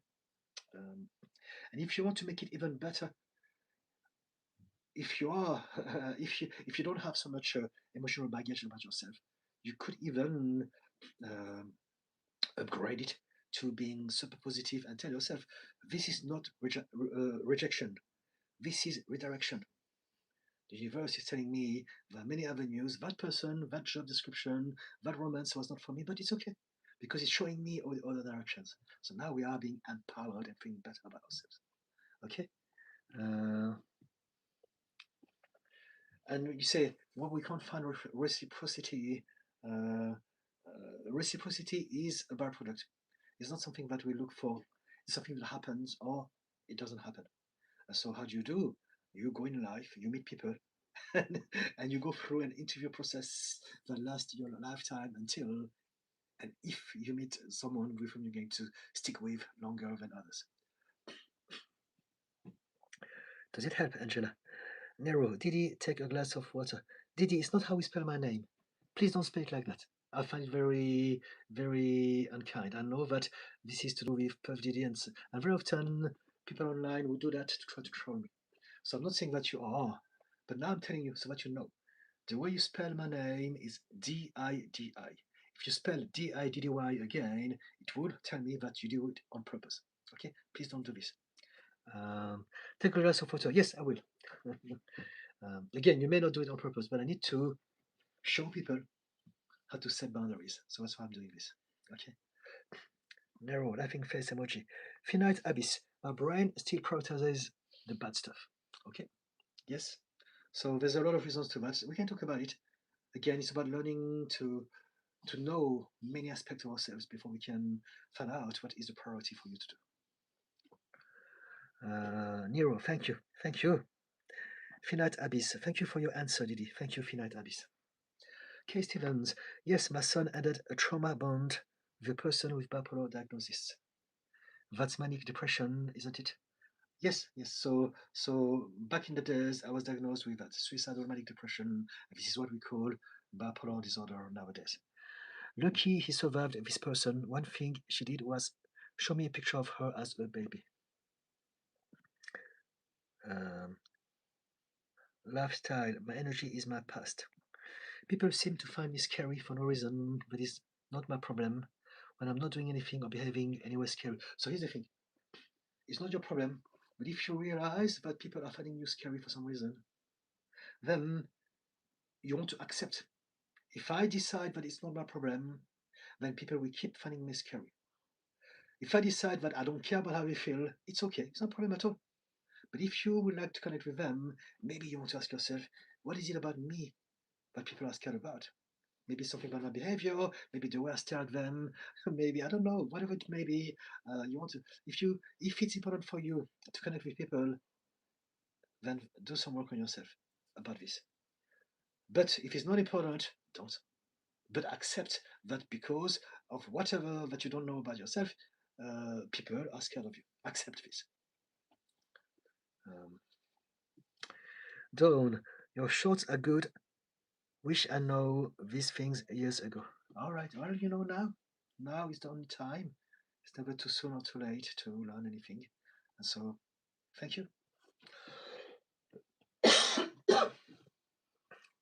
Lifestyle, yes, you're right. Okay, thank you, lifestyle.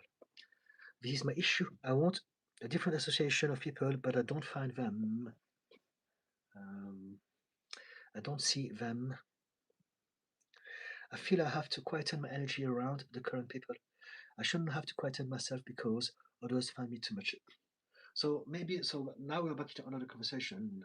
Find the right people. Keep looking. Keep being yourself. Keep showing yourself so that they can see you. If you can't find your tribe, maybe they can find you. Believe that there are some people like you, and at some point, you will meet them. Lifestyle. I see others with much more extroverted behavior than mine. They don't seem to have the same problem. They have friends, partner, social life. Everyone is different. And again, for some of us, whatever we deem normal may not work for us. I don't have a lot of friends. I really don't have a lot of friends. I don't gather a lot. My life is very simple, very basic, and it works for me because I finally understood that this is what works for me. For a long time, like most people, I tried to be normal and to do all those things that other people are doing, and it's not working for me. And so I stopped. And you don't have to be like them either. Lifestyle. My current family partner association seem to be obsessed with chastising my behavior as if I'm a teenager or 5-year-old. Get rid of them. Change. Get rid of them. You don't need them. Lifestyle. I don't get it. I think I'm just in the wrong environment. Yes, precisely. Yes. And you're right. I want to seek out other people. Absolutely. Don't. Sadly, still a lot of stigma for mental health. Sadly. Yes. But this is the thing. It's the half full or half empty glass dilemma. It's sad because there's still work to do, but it's also happy if you realize how far we've come. And this is what I look at from. There's still battles, there's still struggle, there's still things to change, and this is what we call evolution. But a lot of good things have happened already. And if you look at it from that perspective, things are better. No one knew about ADHD or autism or CPTSD. No one had this sort of conversation 30 years ago. And now everyone knows about those things. Everyone knows about borderline personality disorder, narcissistic personality disorder, all of those things and more. People talk. And it's amazing. Back in the days, again in the 70s and the 80s and the 90s, everyone was ableist, including me, because it was normal. People who had how do you call it? There was a derogatory word of consumerism. There was a derogatory word for every condition. People with cerebral palsy would be called spastic. People with learning difficulties would be called retard, and it's still happening now. People with Down syndrome would be called mongoloid or something like that. I don't know, because English and French is not the same, and so on and so forth. People who used to laugh openly, publicly, ridicule anyone who was different, physically and also behaviorally. Now people don't do this anymore. Only some exceptions, like Donald Trump and some of his followers. But most people now understand that if you have a kid who is autistic or who has Down syndrome, you don't have to be ashamed of them. You don't need to lock them in some asylum, which was happening up till I think 2009 in the UK, which is a horrible thing to think about. Poor kids, imagine the state, out of shame because the parents don't know how to deal with them. And so things have changed an awful lot, positively, right? Again, a lot of the reason why people unalive themselves is because they didn't feel understood or accepted. They didn't understand themselves either. Even if you have ADHD or autism, all your life you believe that there's something wrong about you. You are stupid, you are lazy, you're not trying hard enough. What's wrong with you? Why can't you stay quiet and still? You're so weak, you're so pathetic. And we feel horrible and we end up unaliving ourselves because we really believe that there's something wrong with us when it was just that it is how our brain functions, and society didn't know this. And so things have changed tremendously, right? There are still some tragedies and horrors, of course, but at a global level, we've gone such a long way. Again, in the 80s and 90s, everyone used to joke and be ableist on television, prime time TV, on the radio, on the newspapers. All those words were used all the time by everyone. And it was not just that, everyone was racist as well. Everyone was sexist. Everyone was homophobic, and so on and so forth.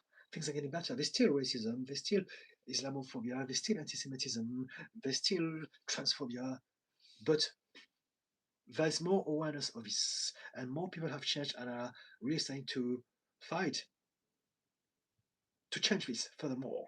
I hope it makes sense. So yes, is the glass half full or half empty? If you can remind yourself of this, then you can change the perspective and realize it's true that people are still suffering from that. However, many of us are having a better life and finding peace thanks to what we know in the last only 30 years or so. Lifestyle. I like chilling out on my own, but not all the time. Genji, hello, how are you today? I'm very well, thank you. Well, when you're chilling, you don't really need anyone. To be honest with you, when I chill as well, I mean, I can do this with my husband because we're both neurodivergent. So we just sit down on the sofa watching some crap TV, eating rubbish, and we're happy. However, I also enjoy doing it on my own. So if you can change the definition of chilling out and appreciate maybe, you know what, chilling out is a me thing, me time. Then you will not entertain the thought of being frustrated because there's no one with you, chilling out with you. Now, it doesn't mean that in the future you may not meet someone with whom you can chill at the same level. But I think it's important to learn how to appreciate what we already do have in this moment before we can want and expect more. Who are you? Hi, Didi. Happy to see you. Thank you. Same here. Who are you? Adam Lucas. What would make someone isolate themselves from the world, neglect the hygiene, and basically not go outside much for a month? Depression. This is a very, very common symptom of depression. We shut down, we don't look after ourselves, we don't care about anything at all. We've given up, we shut down because we're overwhelmed and we don't know what else to do. And we don't have anything that makes us happy. So, overwhelm, too much stress, burnout, and depression, and anxiety, and overthinking. But depression. Depression is shut down system. When we're overwhelmed, it's like a fuse to prevent us from having an overload. It's shutting down the whole thing. It's easier. Is it because of you, or do you know someone who's going through that? Adam Lucas, what's your take on inattentive ADHD and how it could be managed properly? Sorry, I'm reminding the mic is here, so I want to cough away from it. Okay, inattentive ADHD is not a problem of lack of focus. So now people are understanding that we are trying to rephrase this because we don't lack of focus. If anything, we're focusing too much on too many things at the same time. So that's the opposite of it. And so, what is my take on this? We want to realize that when we have ADHD, indeed, one of the main things that is very common for all of us with ADHD is that we find it very difficult, if not impossible, to focus on things that we don't enjoy. However, if we enjoy something, we can hyperfixate. And so the solution lies in understanding how we function. So what it means is that for ADHD people, we must do something that we enjoy. If you enjoy what you do, you will never lack of motivation or focus because you'll be hyperfixating on those things. You'll be obsessed. I'm obsessed with my work. I have ADHD and I think about it, I talk about it, I dream about it all the time. I love it. I never stop thinking. Only when I choose to practice mindfulness or meditation, I always have thoughts, but I love those thoughts because they are my thing, they are my passion, they excite me. I'm obsessed. I read books all the time. I watch videos. I think things. I write stuff. I work on cases with my clients. I'm obsessed with that. I talk about it with everyone all the time. And this is my thing. And so, in regards to inattentive ADHD, we don't want to conform to a society that is trying to make us behave in ways that we are not designed to function like. If you are not a neurotypical, you shouldn't be following the systems of a neurotypical society. You can't do the things that they expect you to do just because they're asking you to do those things. If you don't like it, it's not going to happen. And so, organize yourself over some time to do the things that excite you. And when you do that, you will have no problem of showing up, of doing the thing, of doing it more than anyone else, and you'll be excellent at it, and you'll be the best at it because of that. So it's not about managing ADHD. It's about self-acceptance, self-love. It's about understanding how you function and how we don't suffer from ADHD. We suffer from society, but it's ableist, but it's trying to change us, but it's trying to get us to. It's a capitalist system that doesn't care about neurodivergent people or people who are different. It wants everyone to be productive so that they can exploit us to feed and entertain those at the top. That's it. And so, yeah, I hope that answered your question. Mingria Nili. Hey, I keep having dreams that my husband is cheating on me. Okay. So, did you speak to your husband? Have you always been having those sort of thoughts and dreams about yourself? Do you have some belief about yourself that you don't deserve love? And have you experienced in your past those sort of interactions with your parents? As in, did your parent let you down? Did they disappoint you? Did they lie to you? Did they gaslight you? Because if that happened, then that would explain how you may have developed a sense of self that believes that this is who I am, I don't deserve love. So anyone that I am with at some point will betray me. They will, because I don't deserve love. And so now you're thinking about it all the time, and so much so that even in your dreams, you're still entertaining those sort of thoughts. Would that make sense?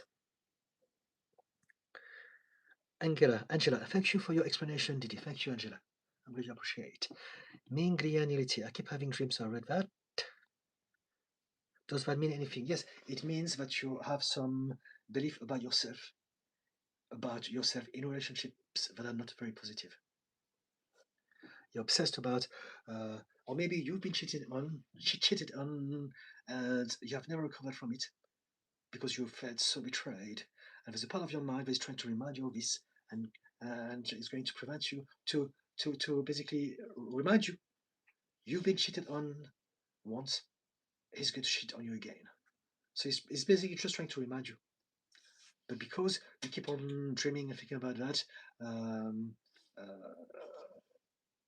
it has become an intrusive thought. Pumpkin Puff, I'm happy you are showing how to set boundaries. Thank you. Dawn, thank you, Didi, for your kind voice. Thank you. Minglianidi, thank you for your wisdom on rejection. I'm glad you appreciate. Thank you. Pumpkin Puff, I have a question. When I split and reject my husband, trying to be kind to help, how do I tell myself that I'm okay, but I won't burst into flames if he holds my hand or hugs me? Remember what you do when you're in this state. I need to protect the mic and at the same time. It's like, what do you do when you are spitting? What do? You break the pattern. You change your state. That's it. First thing first, go out. Remember, go out for a walk. Do some movement, shake. Put some cold water on your face. Do some yoga. Whatever. Move and change your state first. And then, once you change your state, then you can remind yourself of what is happening. You can challenge the thoughts that created that splitting, that reaction. Okay? Until you do that, no matter what you think, you will still be limited by your physical state, your physiological state, your emotional state. And that's why it's so important to go out, to walk, to move, to break the pattern, to break the cycle of thought and emotions. Lifestyle, yes, I get that. Neither me, I don't want, nor need a lot of friends. Okay. Or people in my life. Minglia Lily. I'm scared my husband is way too controlling. He won't let me walk outside alone. He says I don't deserve him. He slapped me on my face and he plays psychological game with me. I'm very kind to him. Change husband. This sounds like a terrible idea. Ask yourself, why am I doing this to myself? Why am I allowing for someone like that to manipulate me, to make me feel bad like that, to slap me, to play psychological stuff with me when I'm kind to him? Why? You deserve better than that. So my advice is question yourself. The problem is not your husband. The problem is that you still believe that this is all that you deserve. Again, it's not your fault. You don't do it on purpose. But you believe that I don't deserve love. This is all that I deserve. That's why you allow for such individual in your life to hurt you. Right? People with no wounds would never allow this to happen. You allow this to happen because you still believe that this is what you deserve. Or that's all that you can afford. That's all that you can get. So you better be grateful and stick to it because it's still better than nothing. It's not true. You deserve so much better than that. HRM. For me, ADHD is the result of a society which is way too young. I'm not sure what to make out of it. Genji, I'm alright today. I already went out for my walks like this morning. I thought I could benefit from listening to you. Fantastic. Thank you so much for thinking and making time to come here. User VV said hi. Hello, student 2K. I want to do many things like start business, but scared to get attention and famous. But people just always have bad things to say and want to take you down due to envy, especially people from the past. So there's a lot of things going on. We all have wants, and the younger we are, the more confused we are. It's normal. I'm not being pompous. Is the truth. However, what you can do is to ask me, what is your number one problem right here, right now? Is it the fact that you want to do all those things and you don't know where to get started? Whatever that you want to do it for the doing. Forget about the outcomes. Forget about what people think, what they say, how they look like you. It doesn't matter. Just focus on doing things for the right reasons. That's my advice to you. If you do things for the right reasons, things will unfold, and at some point, things will be amazing. That's it. Do it for the right reason. If you do it because you seek approval, you seek validation, if you do it for the outcomes, then you're not doing things for the right reasons. You do things because you enjoy doing those things, because you enjoy it, and so when you do it, you're growing as a person and you're becoming better at doing those things. I want to do many things. Just do one thing at a time. Also, something that you may want to bear in mind: one moment at a time, one day at a time. See your life like a journey, an adventure. Instead of I'm here, I want to get there, go like an explorer. You're exploring your life, you're discovering what you can do, and realize that everything about your life at this point in time, and the whole of your life anyway, is a lesson. And so don't judge yourself like maybe your parents or your teachers may have judged you. As in, I must show them right here, right now. Just go there with an open mind, see what life brings you one day at a time, and appreciate the whole of it, and make the most out of it, and learn how to do things to grow as a person, to enjoy yourself. As opposed to, I must do this, I must be successful to prove to others that I'm worthy. That doesn't work.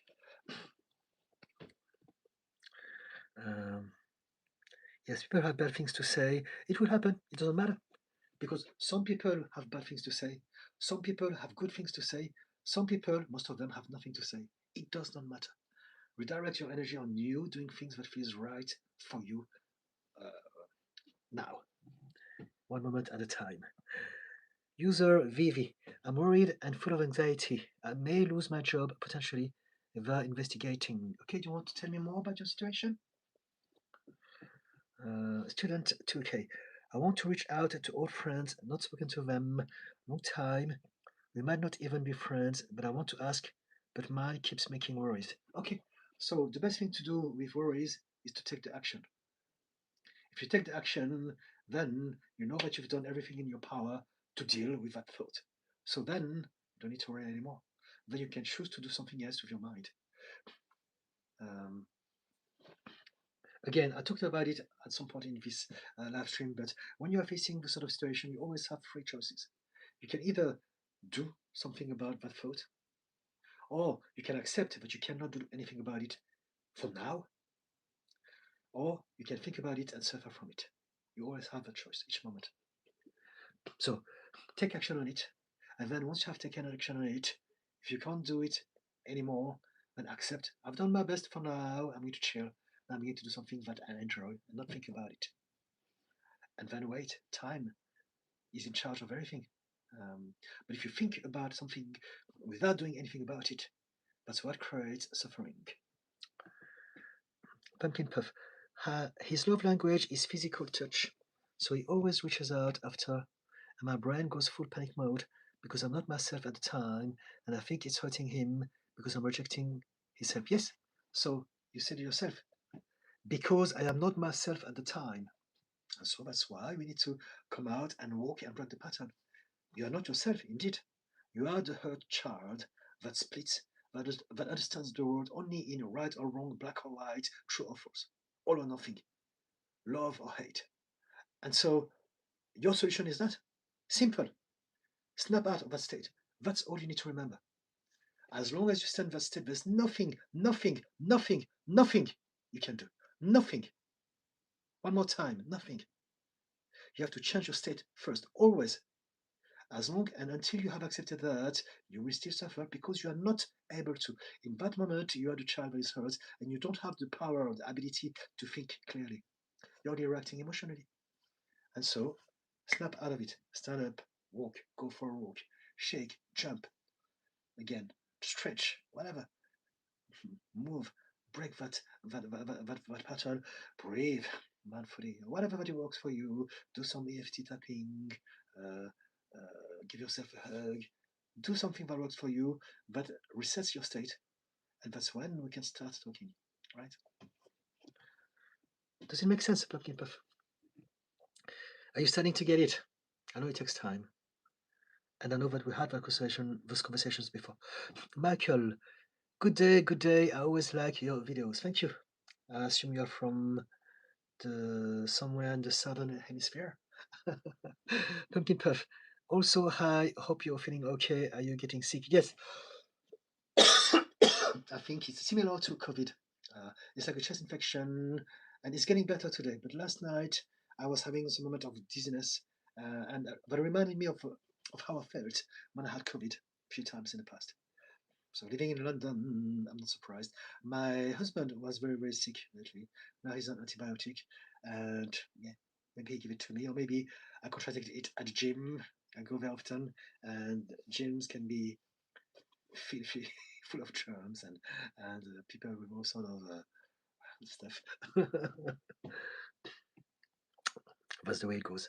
But the good news about this is that it also teaches my body how to be more resilient. I believe that I understand that when we're exposed to things, we adapt better.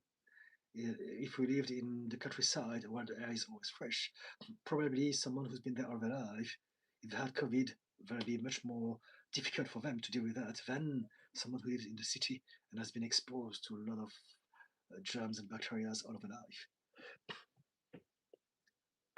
Dawn, I was abused. It started with insult, shouting, then shoving, and eventually hitting. It tends to escalate. I hear this is a pattern. I'm not sure what you're talking about, but I'm sorry to hear about this, Dawn. Claire, oh, your advice is amazing. Okay, thank you. Love your short videos and your tattoos. Your voice is so soothing. Thank you very much. User VV9, well, I'd rather just say I'm always worrying and paranoid. It's put negative traits on my character. Okay, you can change it. Your character is flexible. You know, there's nothing fixed about your character or your personality. So if there's something that you don't like about yourself, you want to understand how you can change this, and we can do this together. Now we're coming closer to 8 o'clock, so we won't be talking about it today. But if you want to continue our conversation, I'm happy to explain and show you some bits and bobs about how we can elevate, expand, upgrade some aspect of our personality. But you have to come back to one of my next live streams. I come on YouTube every Wednesdays and every Fridays from 6 p.m. UK time for up to 2 hours. So if you find this interesting, please subscribe to my channel. I will highly appreciate your support so that the next time I go live, and that's Friday, you will be reminded and you can join and we can have a conversation if you want. Millian Lily. I tried to leave my husband many times. He grabbed me and violently put me back into the apartment. He said, if I try to leave, he will call the cops and I'll go to the hospital. I'm in Canada and I'm from New York. Seek help. Seek help. Go on Google, seek whatever help is for domestic violence. There are a lot of organizations, there are a lot of people who can help you out. You've got to come out of it. Right? If your husband is doing all of this to you, you can't tolerate this anymore. You're not on your own. I don't know what numbers would be helpful to you, but you can find it now. Go on Google, use your phone, your computer, whatever, and just type different words. Ask AI, what is, I need help, and AI will give you different number to call. The law is on your side.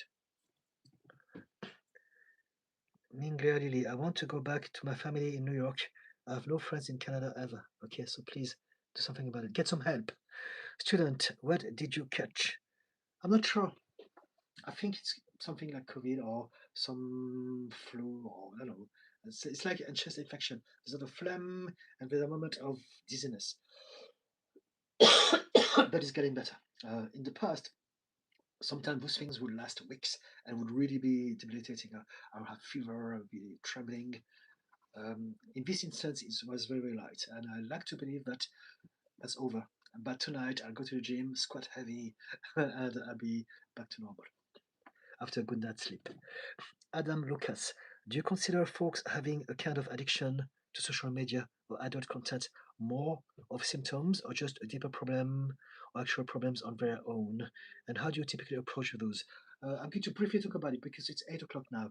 But essentially, people who are addicted to PORN or social media, they have a propensity for it. And so they're not bad. No one is bad. We're doing what we can. And if they fell into that, it's because they're missing something. And that thing was created for them to feel better about themselves. So what I want to do is to address both. This is what I always say. The fire and the smoke. The addiction is the smoke.